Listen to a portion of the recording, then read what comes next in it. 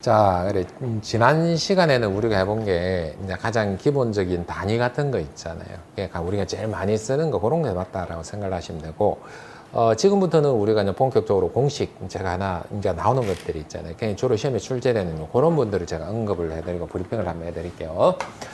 자, 일단 압축성 유체 이렇게 나타나져 있는데, 유체는 압축성, 비압축성 뭐 이렇게 우리가 구분하기도 하고 그래야 되는데, 관련한 공식으로는 지금 최적단성계수라는 공식이거든요. 이 최적단성계수라는 공식인데, 여기서 얘를 누르면 얼만큼 튀어나가는가 그랬는데, 복잡하게 생각할 필요 없이 얘는 공식 하나로 딱 정리됩니다. 이제는 저 공식을 암기하면은 문제를 맞출 수 있고, 암기가 안 돼서 문제를 못 맞추는데, 비교적 자주 출제되는 공식입니다. 그러니까 어렵지는 않습니다. 왜 어렵지 않냐면은 응용이 없습니다. 여기서 눈에 보이는 대로 얘는 최적이고 최적 변화율이고 얘는 압력 변화거든요. 그리고 얘는 역수를 압축률이라 그러거든요. 그러니까 요 변수에서 다 끝나버리기 때문에 다른 기타 등등 응용이 없는데 비교적 출제 빈도가 높습니다. 비교적 출제 빈도 한 4-5번 하면 한 번, 뭐 시험을 우리가 4-5번 정도 하면은 한 번 정도는 출제가 되는 이제 그런 문제거든요. 그냥 비교적 할 만한 공식 중에 한 가지 정도로 이제 그렇게 이제 보시면 됩니다. 자, 두 번째는 얘입니다. 얘는 어마어마하게 중요한 개념입니다. 시험에 자주 출제되는 거는 얘거든요. 뭐 이런 거 출제되고 이래야 되는데, 실질적으로 개념적으로 어마어마한 게 중요한데, 유체에서는 이 개념을 아주 자세히 설명하지 않고 넘어가다 보게 되니까 중요하다, 안 중요하다, 않다를 우리 입장에서 판단을 못 하는 거예요. 왜 그런지, 왜 차이가 나냐면은, 이상유체를 전제로 문제가 출제되느냐, 아니면 실제 유체를 가지고 전제를 해가지고 문제 출제하고 딱 그거거든요. 그래서 이제 문제에서는 이렇게 표현하는 거예요. 손실이 없는 이라는 형태로 표현을 하기도 합니다. 그래, 이상유체라고 표현을 하기도 합니다. 때로는 마찰이 없는 이렇게 표현을 하기도 합니다. 그러면 우리는 뭐냐면 이상유체를 이제 간주를 하는 거예요. 근데 마찰 손실을 고려한다, 실제 유체다 이런 표현을 쓰게 되면은 지금 같은 실제 유체, 마찰 계수, 점성이 있는 이런 손실이 있는 이런 개념으로 접근을 하는 거예요. 자, 여기서 우리가 아직은 접근하지 않았지만은 유체는 유체 역학은 유체가 가진 힘은 요렇게 이제 보시면 딱 3가지로 이제 보면 됩니다. 뭐냐면은 복잡하게 공식을 쓴다라고 뭐 생각하실 수도 있겠지만은 어쩔 수 없이 모두 기결되는 거는 이 공식입니다. 베르니 정리입니다.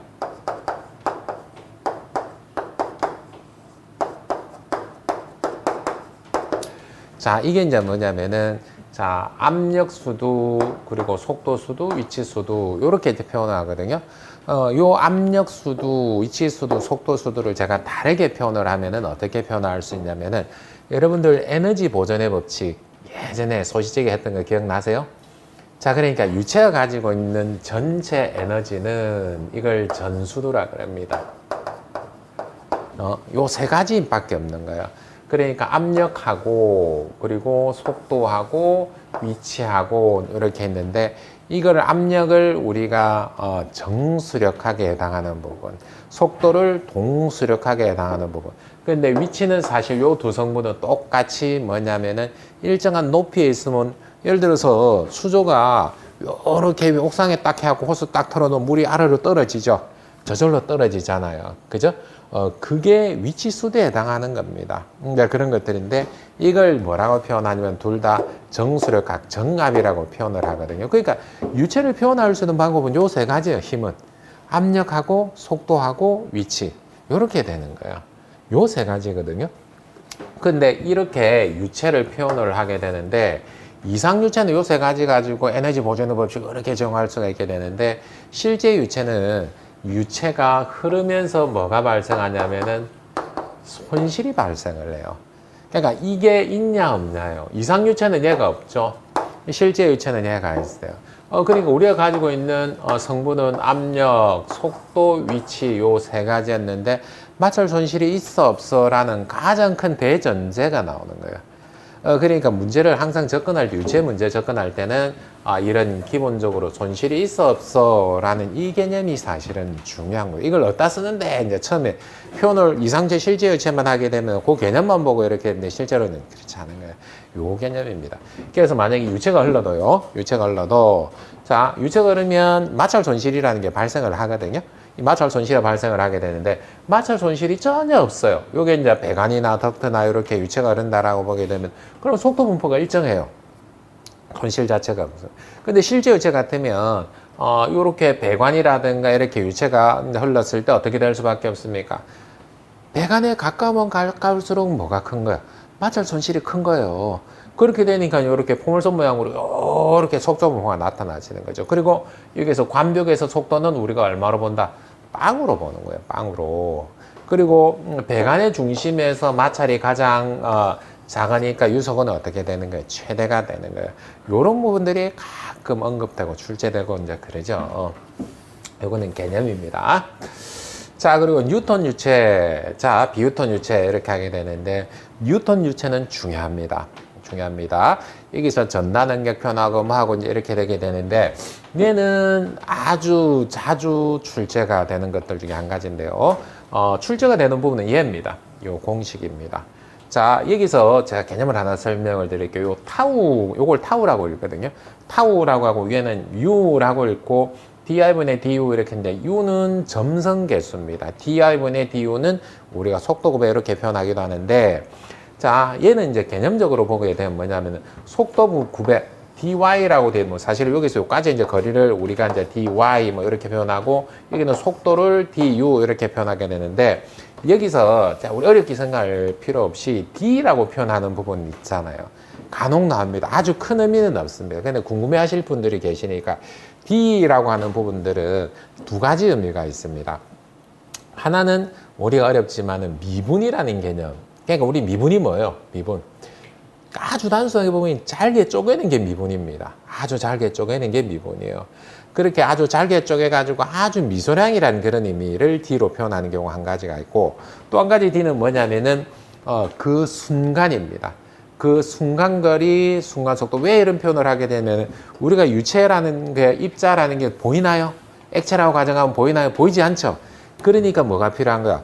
미소량이라는 표현 내지는 그 순간 이 입자가 어느 위치에 있고 어느 정도 속도를 가지고 그런 표현들이 필요한 거예요. 그렇게 해서 di분의 du라고 표현을 하는 거고 그러면은 dy는 순간거리, du는 그때 순간 속도 이런 거잖아요. 그래 이걸 우리가 속도고배라 그런단 말이에요. 그러니까 여기서 전단 능력은 전단이라고 하는 표현을 그렇게 보시면 됩니다. 자르는 거거든요. 근데 이걸 달리 표현하게 되면 어긋남을 일으키는 힘. 자, 그럼 어떻게 하면 어긋남을 일으키는지 한번 볼까요? 유체를 공부를 하시는 모든 분들은 요거는 요런 그림들은 반드시 보게 됩니다. 자, 이렇게 강물이 흐르고 있어요. 강물이 흐르고 있는데 이 강물이 어떻게 흐르는지 이하고 똑같은 개념으로 보게 되면은 여기서 요까지 거리를 우리가 어떻게 했냐면은 y라고 했습니다. 그리고 여기서 판자가 하나 있는 거예요. 평판이 하나 있는 거예요. 이게 강물이 이렇게 흐르고 있으니까 그러면 얘가 가지고 있는 속도를 v라고 이제 이렇게 했습니다. 그러면 마찰이 있으니까 여기서 접하는 이 부분에서 속도는 어떻게 해요? 빵이었잖아요. 여기서 딱 평해. 그러면 속도가 일정하게 달라진단 말이에요. 왜냐면은 여기서 마찰이 크고 점점 작아지는 거고 요 공식 실체가 쟤거든요. 그러면 이 액체는 적당한 점성을 가질 거고 여기서 거리가 멀어지면 멀어질수록 얘는 어떻게 되는 겁니까? 속도는 커지죠. 그죠? 근데 어느 특정한 지점 그 순간을 이야기를 하게 되니까 dy분의 du라는 표현을 쓰게 되는 겁니다. 즉 그러면 이거 한번 보십시오. 이 그림에서 딱 변화를 한번 시켜봅시다. 어떻게 변화를 시켜보냐면은 자 요렇게 즉 뭐냐면은 이 전단능력이라는 개념은 자 여기에서 제 손바닥에 자 트럼프 카드 같은 것들을 쫙 요만큼 쌓아놨어요.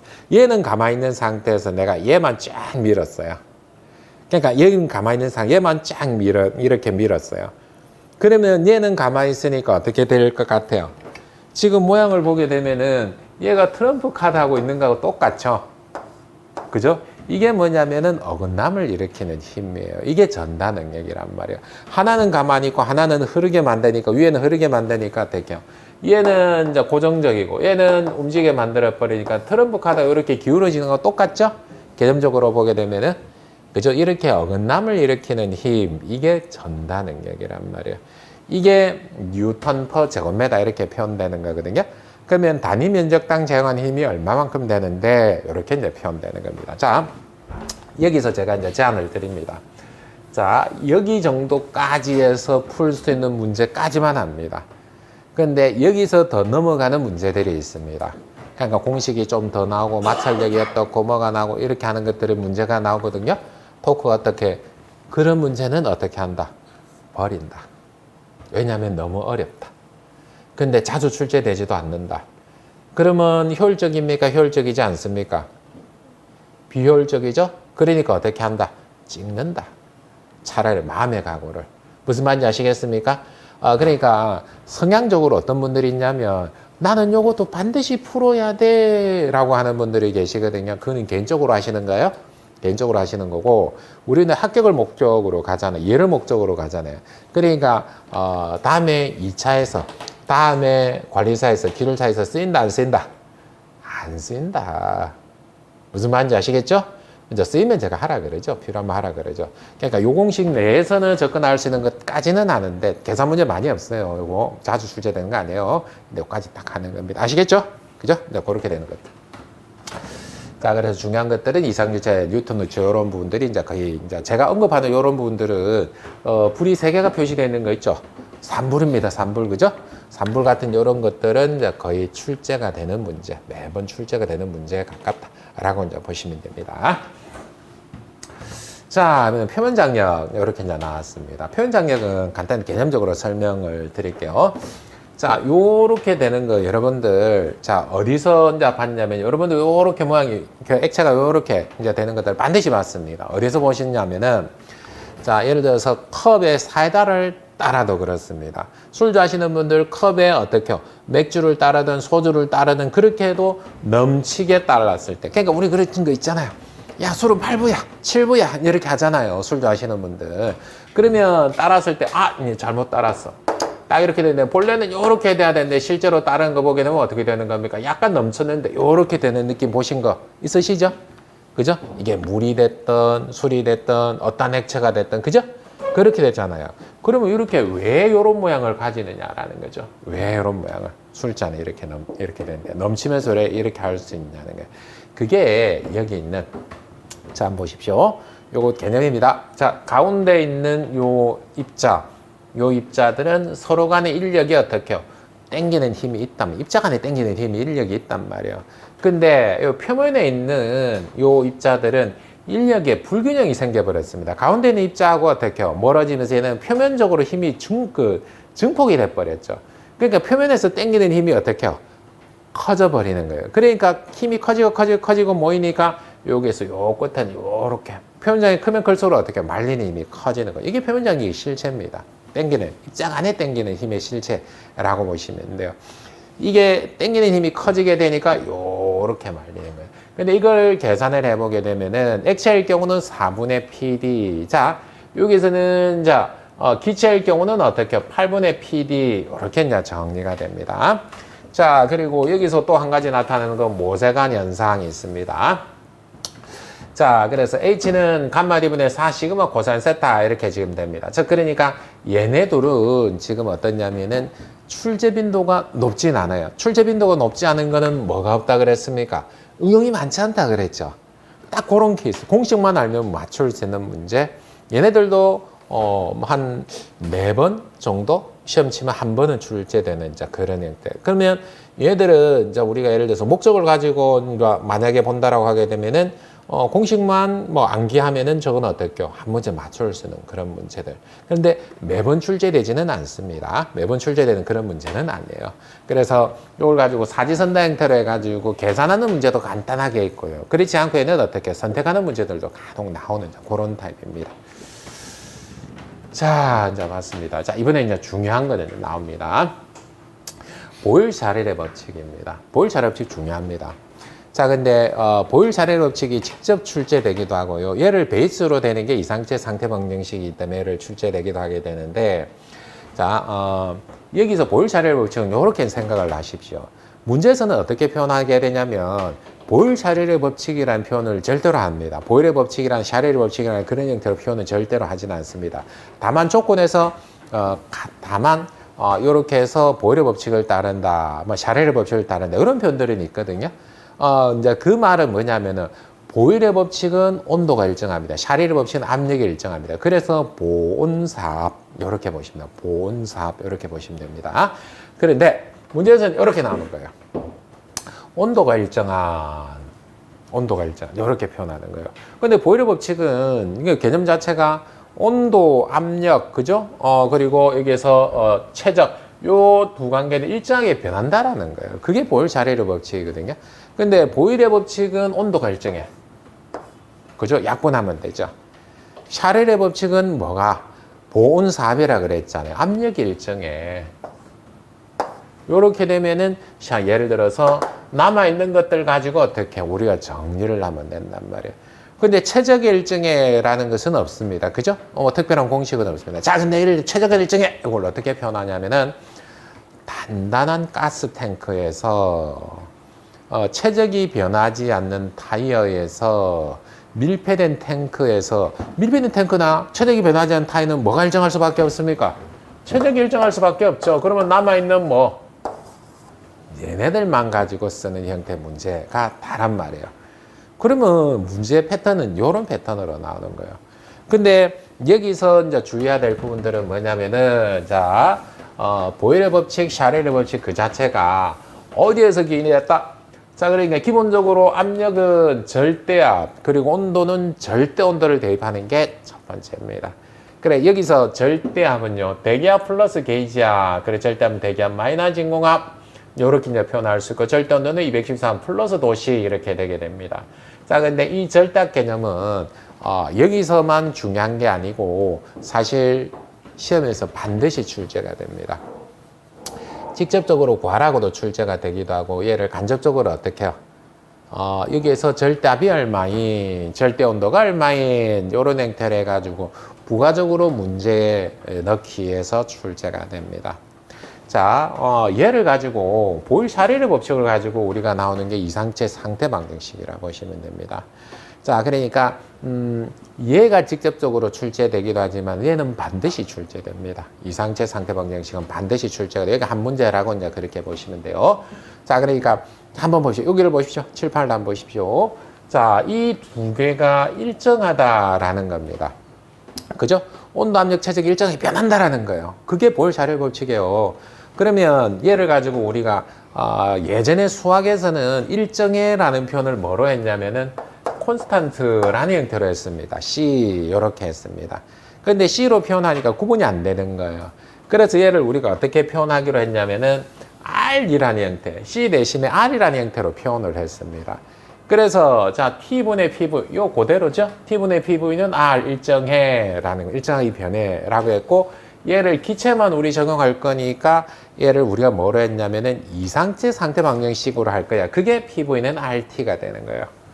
근데 여기서 우리 양적인 부분이 들어가야 뭔가 표현되지 않아. 그래서 뭐가 들어갔냐면 N이라는 형태로, 이 N은 몰수라고 하기도 합니다. 여기서 몰수는 M분의 W거든요. M은 질량이고 실제 양입니다. 실제 양. 질량이, 그러니까 기체 같은 경우는 여기서는 분자량이라고도 하죠. 분자량이라고 하는 거예요. 기체 같은 경우는 29, CO2 같은 경우는 44kg 이렇게 표현되거든요. 그렇게 분자량이고 실제로 그러면 22kg이 있어. 그러면은 CO2 같은 경우는 어떻게 되는 겁니까? 0.5몰 이렇게 표현되는 겁니다. 0.5몰, 0.5km몰 이렇게 표현되는 거거든요. 그래서 양적인 부분을 위해서 들어가는 게 몰수라는 게 들어가고, 그래서 이 몰수는 N은 어떻게 된다? N분의 W라고 됐죠. 그러면 얘를 가지고 P분은 N분의 WRT 내지는 NRT 이렇게 이제 표현을 하게 된 거죠. 그런데 여기서 이거 보십시오. 자, N분의 R 얘를 표현을 하기 시작을 했습니다. 이게 뭐냐면은, 자, 특정하게 분자량이 들어가가지고 기체 상수를 새로 구하기 시작을 한 거죠. 이렇게 하게 되면은, 자, 특정 기체 상수, 이렇게 우리가 볼 수 있거든요. 그러면 얘는 R바라고 표현을 했습니다. 그러니까 R바는 뭐예요? N분의 R, 요렇게 얘를 R바라고 해요. P분은 WRT 이렇게 됩니다. 요 차이가 어떻게 나냐면은, 얘 같은 경우는 일반 기체 상수라고 그럽니다. 일반 기체 상수를 적용을 하고, 얘 같은 경우는 어때요? 특정 기체 상수라 그러거든요.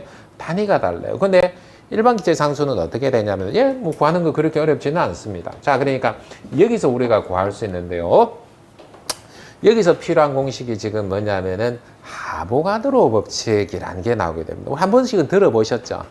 아보가드로 법칙이 뭐냐면 기억을 한번 더듬어 보자고요. 우리가 고등학교 때 막 중학교 때 막 이렇게 한 번씩은 배웠었던 공식인데, 자, 모든 기체 1몰은 내지는 1km몰은, 우리가 킬로몰 많이 쓰니까 1km몰은, 자, 0도씨 1기압 1atm이라 그럽니다. 에서 22.4리터. 자, 몰이면 리터고요. 여기서는 킬로몰이면 세제곱미터 이렇게 됩니다. 자, 이게 어떤 말인지 한번 제가 설명을 드릴게요. 1km몰은 양입니다. 1km몰은 양이고요. 0도씨라고 했고 1기압이라고 했습니다. 자, 단순한 예를 들어 볼게요. 기체는 체적이 변할 수 있습니까? 없습니까? 기체는 체적이 변할까요? 변하지 않을까요? 변하죠.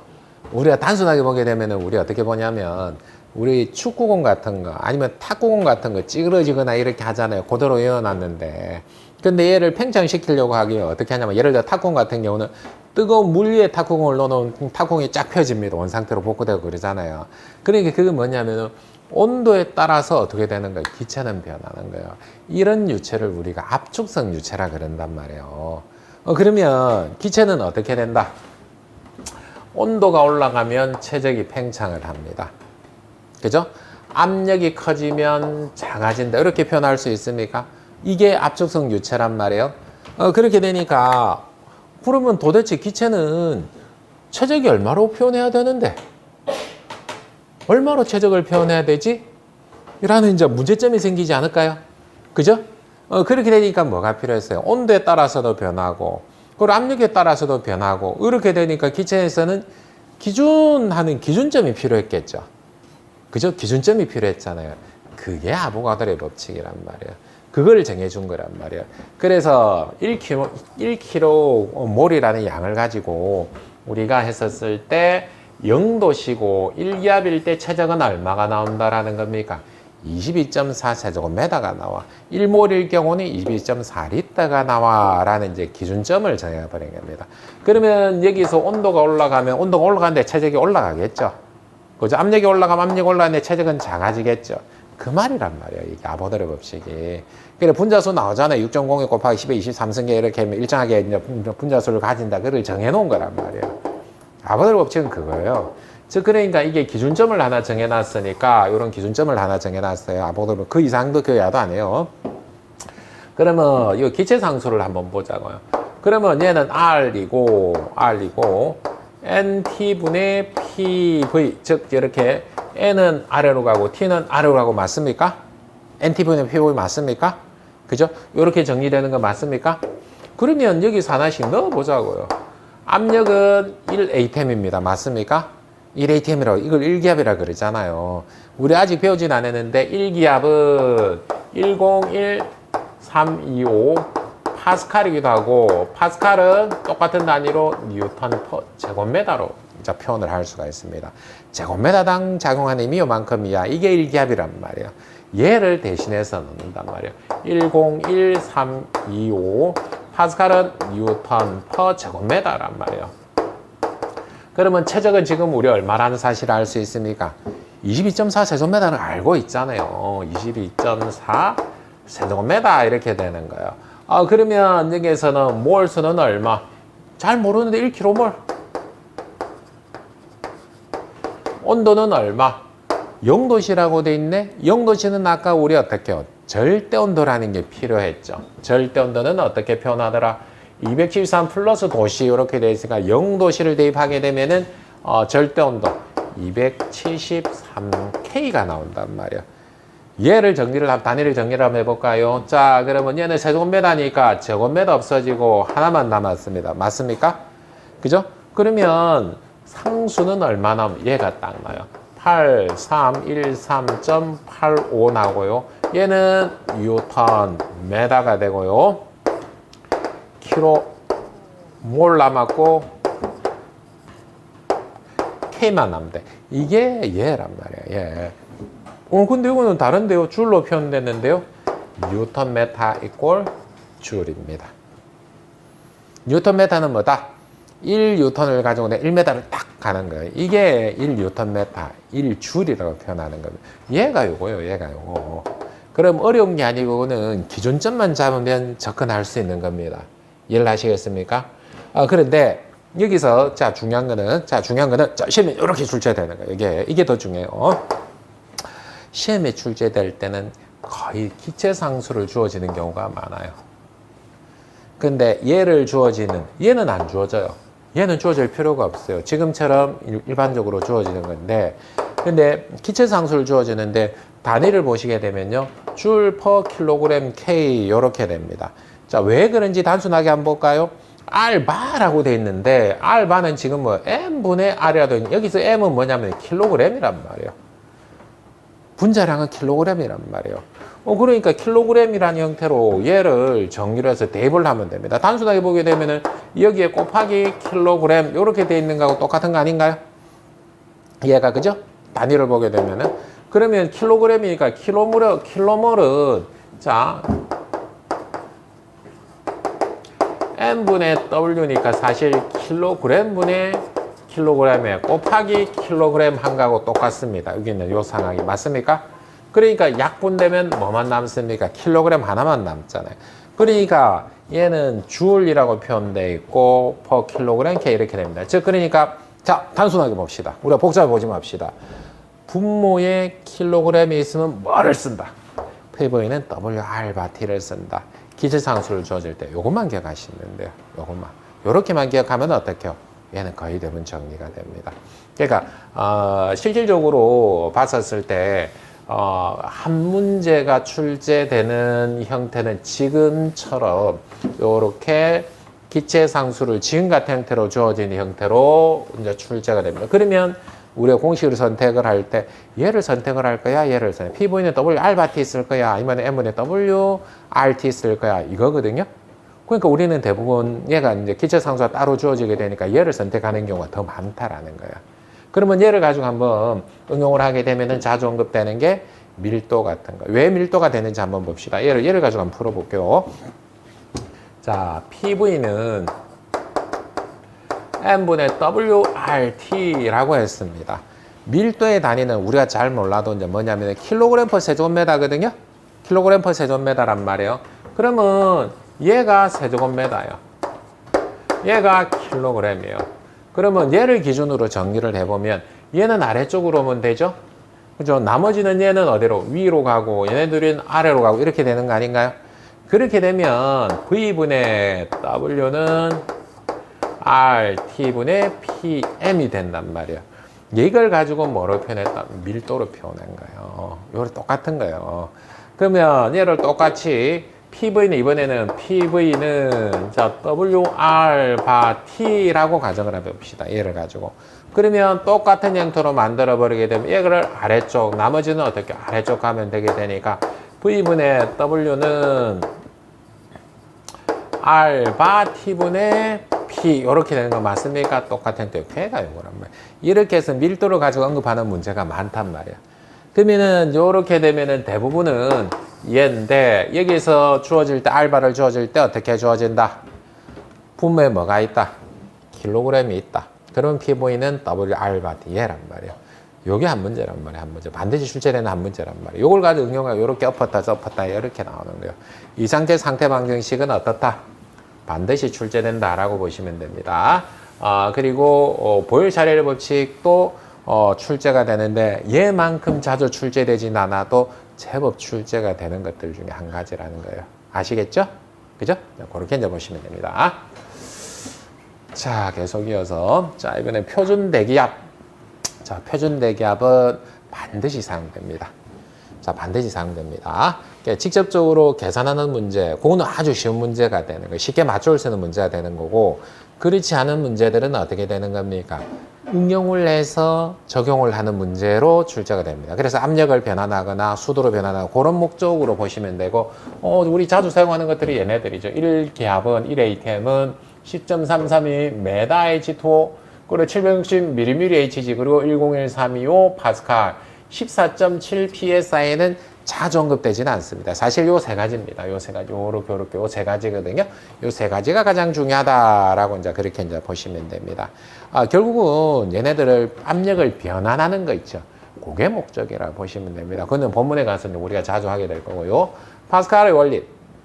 파스칼의 원리는 이제 여러분들 뭐냐면, 자, 예를 들어서 여러분들이 많이 보는 이제 그림이 요런 그림입니다. 들어가서 보게 되면은, 자, 이렇게 판이 하나가 있고, 자, A1이고, A2고, 이게 누르는 힘이 F1이고, 이게 누르는 힘이 F2고, 요렇게 이제 되게 되는데, 여기서 작용하는 밀폐되어 있는 이 내부에, 여기를 P1이라 그러고 P2라 그러면 이 압력이 같다라는 말이거든요. 근데 이거는 지금 잘 몰라야 됩니다. 왜냐면 자주 출제되거나 그러진 않는데 이거는 개념인데, 자, 얘를 제가 힘을 쫙 썼어요. 힘을 쫙 써고 이렇게 펴버렸어. 요렇게. 자, P1, P2, 요렇게. 자, 밀폐되어 있는 여기 이 내부는, 자, 여기 압력하고 여기 압력하고 다를까요? 밀폐되어 있는 공간의 내부 압력은 동일합니다. 압력은 항상 동일하다. 그렇게 보시면 됩니다. 그러니까, 기본적으로는 요렇게 되면은 여기에 압력하고 여기 압력. 여기 면적은 지금 어떠냐면은 A1이에요. 근데 여기서 작용하는 힘은 F1이고, 여기서 작용하는 힘은 A2고, 작용하는 힘은 F2가 되게 되는데, 이 두 개의 압력이 같게 되니까, 압력은 단위 면적당 작용하는 힘을 압력이라 그러거든요. 즉 얘는 P1이고 얘는 P2. 압력 P1, P2 압력은 똑같다. 이게 파스칼의 원리라고 보시면 됩니다. 개념적으로는 그렇습니다. 밀폐되어 있는 공간 내부 압력은 같아. 근데 여기서는 판자가 작고 판자가 크니까 판자가 크면은 어떻게 되는 겁니까? 큰 힘이 작용하게 되는 거죠. 그겁니다. 그게. 그래서 작은 힘으로 큰 힘을 만들어. 여기는 파스칼의 원리 이렇게 보시면 됩니다. 자, 빈도는 작습니다. 아주 크거나 그러지는 않고요. 그래서 이것도 어렵다기보다는 개념이기 때문에 접근 조금 한번 해보고 하시면 이제 우리가 충분히 가능한 부분이라고 보시면 됩니다. 자, 이중유체고는 이제 개념입니다. 자, 이렇게 수조 액체가 하나가 담겨 있어요. 이렇게 액체가 하나가 담겨 있어요. 자, 이렇게 하나가 담겨 있어요. 자, 이렇게 수조가 움직이지 않고 정지하고 있으면 뭐하고 똑같다? 고체 블록하고 똑같은 개념으로 접근하면 된다. 맞습니까? 그죠? 그러면 얘가, 자, 아래쪽으로 작용을 합니다. 기본적으로 중력이, 힘이. 그러면 여기서 요렇게 블럭이 하나 있는 거고요. 그러면 우리가 여기서 바닥 면적이 A였고, 높이가 H였습니다. H1 뭐 이렇게 되면은, 자, 비중량이 감마1 이렇게 되어 있으니까, 얘를 구할 때는 우리가 어떻게 구할 수 있다? 당연히, 자, 감마1, H1, A, 요렇게 이제 볼 수가 있죠. 여기서 요 면적. 높이 H1 이렇게 이제 볼 수 있는 건 맞습니까? 이거 무게였잖아요. 무게. 바닥 면적 A에 높이 H 그러면 최적이잖아요. 그리고 단위 체적당 무게를 감마라고 했지 않습니까? 이거는 감마 1이라고 했으니까 그러면 얘네들 단위를 보게 되면 얘는 뉴턴 퍼 세제곱미터 단위 체적당 무게고 곱하기 H는 어떻게요? 최적이니까 세제곱미터 이렇게 해서 뉴턴 이렇게 해가지고 된다 그랬잖아요. 요거잖아요. 요거 금방 보인 거. 그런데 여기서 유체가 자 이번에는 이렇게 하나가 더 당겼어. 기본적으로 당긴 유체에서 예를 들어서 얘는 물이고 물하고 섞이지 않은 기름이 요 위에서 이렇게 이제 있어요. 그러면 사실 블럭을 두 개를 얹은 거하고 똑같지 않습니까? 그러면 요거 무게 더하기 요거 무게 하게 되면 어떻게 되는 겁니까? 요 아래 작용하는 힘 맞나요? 맞습니까? 그거잖아요. 액체라고 생각할 필요 없고 고체 블럭이라 했고 무게를 구하는 방법이 뭐라 그랬습니까? 감마 HA 내지는 감마 V 이렇게 볼 수 있단 말이에요. 그러면 얘는 우리가 어떻게 했습니까? 감마 1 H1 A 이렇게 했어.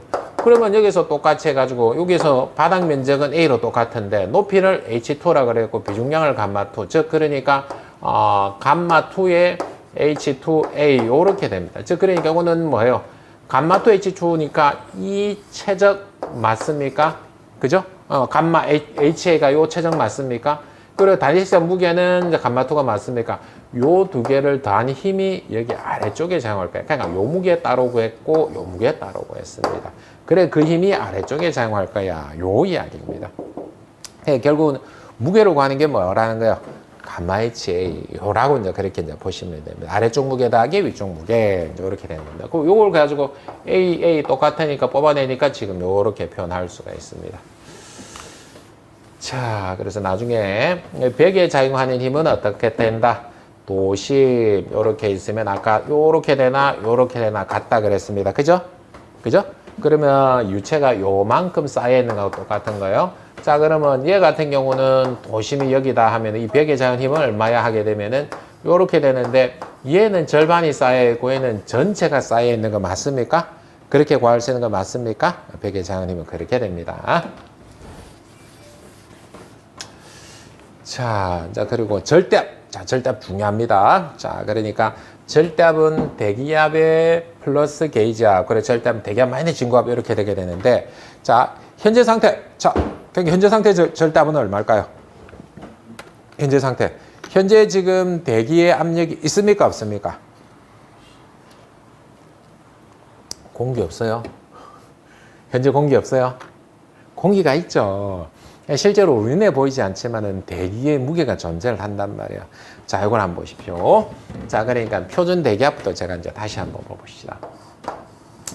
자, 이게 바다 한가운데 정도라 보시면 됩니다. 여기는 지금 어디냐면은 자, 북이 45도 해발 0m. 북이 45도 해발 0m. 자, 북이 45도 해발 0m라는 이제 그런 이제 바닷물이에요. 근데 여기서 자, 이런 호수를 이렇게 이제 담아놨습니다. 호수를 담아놨어요. 근데 얘를 이렇게 완전히 물 속에 가득 차 공기가 하나도 없는 상태로 이렇게 담아놨어요. 근데 얘를 딱 세워봤어요. 이렇게 수직으로 딱 세워봤어요. 그러니까 얘가 저절로 어디까지 올라간 거예요? 10.332m만큼 물이 올라가 버린 거예요.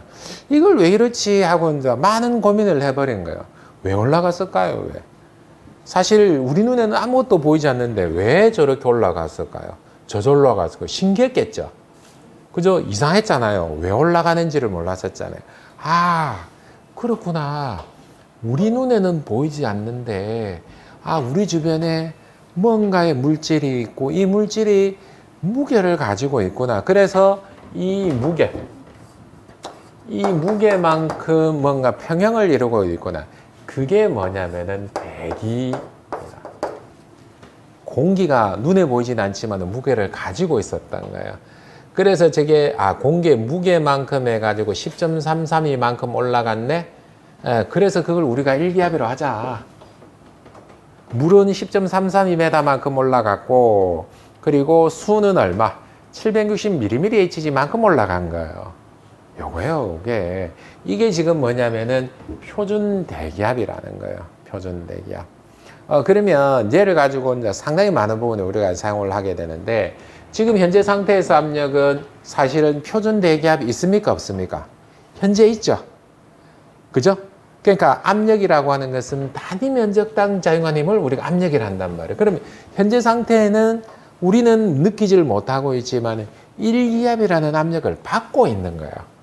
그러면 현재 상태의 절대압은 뭐냐면은 게이지압, 다른 압력이 없는 상태가 되니까 대기압이 현재 절대압이 되는 거예요.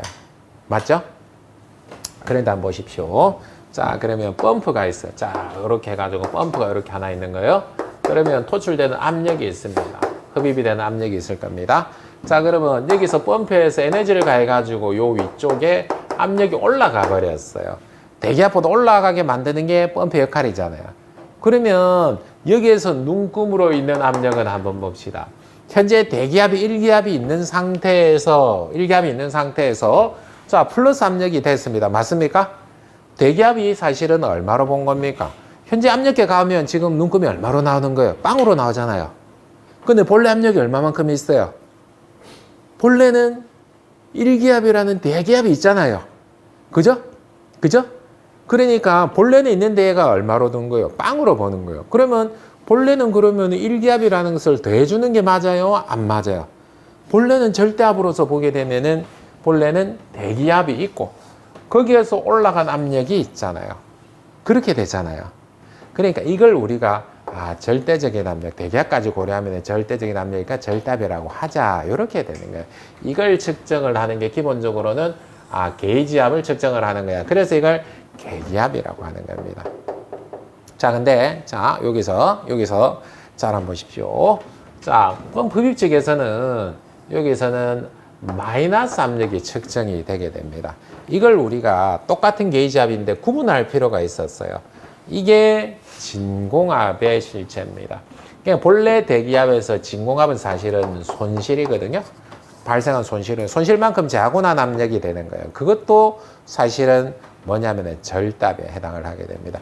지금처럼 펌프에서 흡입을 하는 요거를 부하 흡입 방식이라 그러거든요. 그럴 경우에는 여기서 뭐가 나오는 거예요? 진공압도 이렇게 나오는 거예요. 그러니까 문제 출제일 때는 요렇게 나옵니다. 요렇게. 근데 사실은 진공압도 게이지압도 둘 다 계기압입니다. 왜냐면은 눈금에서 읽기 때문에 게이지압이라 그러는데 이걸 플러스 마이너스, 계기압은 플러스 마이너스가 있어 라고 표현을 해주게 되면 어떤 게 플러스가 어떤 게 마이너스인지 몰랐던 거예요. 구분을 하기 위해서 어떤 게 똑같은 게이지압은 하나는 플러스 압력은 게이지압이라고 마이너스 압력은 진공압이라고 하자. 그래야 조금 편하게 좀 접근할 수 있는 거 아니가 요겁니다. 자, 근데 절대압은 어떻게 된다? 반드시 출제가 됩니다. 직접적으로 간접적으로 반드시 출제가 되고 얘가 출제가 되고 응용이 되면서 모두 표준 대기압도 반드시 출제가 되는 이제 그런 파트라고 이제 그렇게 이제 보시면 됩니다. 자, 그래서 액주계 이제 이렇게 지금 나타나죠. 액주계까지 한번 봅시다. 액주계는 이렇게 이제 보시면 됩니다. 자, 액체 기둥을 액주라 그럽니다. 액체 기둥을 액주라 그럽니다. 즉 그러니까 여기에 우리가 뭐를 해 놓은 겁니까? 자, 그럼 통을 하나 갖다 놓은 거예요. 길다란 통을 하나 갖다 놓은 거예요. 그러면 거기에 물을 담아 놓게 되면은 그 통이 어떻게 해요? 동그란 통이라 가정을 해보면 액체 기둥이 생기는 거죠. 그걸 액주라 그러는 거예요. 그러면 그렇게 액체 기둥이 하나 생기게 되면은 이 무게는 똑같이 어떻게 측정하는 게 맞습니까? 감마 HA 이렇게 되는 게 맞죠. 근데 우리는 그까지 무게까지는 굳이 필요가 없어. 그러니까 여기서는 뭐가 필요한 거다? 단위 면적당 자용하는 압력이 필요한 거야. 그러면 여기서 보시게 되면은 얘가 비중량 감마 단위 어떻게 됐습니까? 자, 그러니까 뉴턴 퍼 세제곱미터 맞습니까? 여기에 높이 곱하게 되니까 얘 두 개가 되니까 뉴턴 퍼 제곱미터. 얘는 단위 면적당 자용하는 힘이니까 얘를 뭐로 표현을 하기도 한다? 파스칼 이렇게 표현하기도 합니다. 이렇게 정리가 되는 거예요. 그러면 결국은 여기서는 뭐가 중요할 수밖에 없습니까? 비중량이 중요할 수밖에 없고 이게 높이가 중요할 수밖에 없죠. 얘를 압력이라 그랬으니까. 그러면 여기서 이 비중량을 주어질 때 아까 어떻게 주어질 수 있습니까? 자, 우리 아까 했었죠. 비중 S는 로 W분의 로 내지는 감마 W분의 감마 이렇게 비중이 얼마인 액체가 이렇게 된단 말이에요. 우리가 구하고자 하는 목적은 뭡니까? 여기서는 얘죠. 그러니까 감마는 S, 감마 W. 그러니까 물의 비중량은 9,800 뉴턴 퍼 세제곱미터. 즉, 이제 그렇게 이제 우리가 알 수 있으니까 기본적인 값은 알 수 있으니까 저렇게 응용이 된단 말이에요. 무수히 많이 뭐로 응용이 되겠습니까? 비중이 얼마인 액체가 여기서 사용이 되어진단 말이에요. 자, 그러면 한번 봅시다. 자, 요거를 U자간이라고 이야기를 합니다. U자간이라 이야기를 하거든요. 근데 지금 유체가 요렇게 담겨 있어요. 하나는 요렇게, 또 하나는 요렇게 담겨 있습니다. 근데 이 두 가지가 어떻게 하고 있어요? 평형을 이루고 있습니다. 맞습니까? 그죠? 그러면 한번 아주 단순하게 보게 되면은 좌측에는 얘하고 우측에는 얘하고는 어떻게 해요? 무게가 같죠? 그러면 단위 면적당 자용한 힘도 어떻게 될 수밖에 같을 수밖에 없습니다. 그러면 여기서 높이를 H1이라고 그러고 얘 액체를 어떻게 해요? 감마1. 그리고 얘를 감마2라 그러면은 감마1 H1 이꼬로 감마2 H2. 얘도 결국 뭐예요? P1, P2 이렇게 볼 수 있죠. 얘들이 같아 요거죠. 액주계 원리는 이게 답니다. 이게. 자, 그러면 이번에는 자 이렇게 한번 봅시다. 이거는 개념이거든요. 다음에 액주계를 한번 봅시다. 이번에는 한쪽이 막혀 버렸습니다. 이게 지금 뭐냐면 자, 요거 보십시오. 요거 보십시오. 자, 요거 보십시오. 자, 여기에서 지금 보면은 요거는 자, 배관 안쪽입니다. 배관 내부예요. 배관의 단면을 이렇게 잘라버린 거예요. 본래는 배관이 요렇게 있는데 여기에서 옆에 연결해서 이렇게 만들어 놓은 거란 말이에요. 이해하시겠습니까? 그러니까 단면을 보면 이렇게 지금 돼 있단 말이에요. 저만 보면 이제 이렇게 이제 이해를 할 수 없는데 그러면 여기서는 자 배관 내부에서 압력은 있을 수 있죠. 밀폐되어 있는 공간이니까. 그죠? 그러면 그 압력이 하나가 있을 수 있습니다. 그리고 여기서 액주가 있습니다. 그 실체가 이렇게 되는 거예요. 액주는 감마1 H1 이렇게 해가지고 PA 배관 내부 압력 감마1 H1 이렇게 되죠. 자, 근데 여기는 두 번째로 이제 보시게 되면은 대기압이 있습니다. 그리고 여기서는 이 액주의 무게만큼이 있습니다. 감마2 H2 이렇게 돼. 얘네 둘이 같은 거예요. 얘네 둘이 같은 거. 그러면 경우에 따라서는요. 여기서 물어볼 때 어떻게 하냐면 게이지압을 물어볼 수 있습니다. 그러면 여기 있는 이 압력은 지금 뭐가 되는 거예요? 계기압은 아까 우리 대기압 고려한다 안 한다? 안 한다 그랬죠. 아까 왜냐하면 절대압은 어떻게 됐으니까 대기압 플러스 계기압이었으니까. 그러면 게이지압은 뭐를 고려하지 않는 거예요? 대기압을 고려하지 않잖아요. 그러면 경우에 따라 이게 대기압을 절대압을 물어보게 되면은 여기서는 어떻게 해요? 대기압이 들어가야 되는 거, 문제 조건에 있는 거고, 여기서는 그냥 계기압을 구하시오라고 하게 되면 얘가 빠지는 거야. 요렇게 되는 겁니다. 실체는 요게 답니다. 근데 여기서 이제 한 번 더 이제 가게 되면 뭐라고 하는 거예요? 이걸 시책주계라 그러죠. 근데 평행을 이루는 부분들은 반드시 조건을 주거든요. 여기서 마찬가지로 평행을 여기서 이뤘다는 거. 그렇게 반드시 주거든요. 그러면 여기서 좌측에 보게 되면은 여기에 배관을 두 개를 연 거죠. 그렇게 되니까 이 배관 내부 압력 위 액주의 무게가 여기에서 작용하는 거고 요까지요. 그리고 반대쪽에서 보게 되면 여기서도 배관하고 연결해 요 배관의 압력 요 액주 그러니까 액체가 하나 둘 셋 이렇게 되는 겁니다. 감마2 H2 감마3 H2 요걸 세 개가 한꺼번에 요걸 시차 액주계라고 이야기를 하는 겁니다. 그러니까 이 시차 액주계는 이해의 이제 영역이지 사실은 요건 암기 영역이 아니고 요거는 공식을 암기하시는 게 아니에요. 암기하는 게 아니고 결국은 이해만 하게 되면 저걸 끄집어낼 수가 있습니다. 근데 저걸 외우려고 하니까 액주계, 유적한 액주계, 시차 액주계 이런 게 어떻게 되는 겁니까? 어려워지는 거죠. 그렇게 되는 겁니다. 자, 맛을 한번 바꿔요. 자, 그래서 액주계는 이렇게 됩니다. 액주계가 제법 출제가 되거든요. 빈도를 보게 되면은 얘가 조금 더 많은 것 같습니다. 이렇게 되는 것들. 그러니까 아까 U자간 액주계도 간혹 언급이 되게 되는데 얘도 비교적 자주 최근에 조금 출제가 되는 경향이 조금 있습니다. U자간 액주계가 한동안 출제가 안 됐었거든요. 근데 비교적 최근에 보게 되면은 출제가 어느 정도 된 거로 그렇게 확인이 되고 있습니다. 자, 이제 부력인데 부력은 조금 어렵습니다. 조금 쉬었다 지나도록 할게요.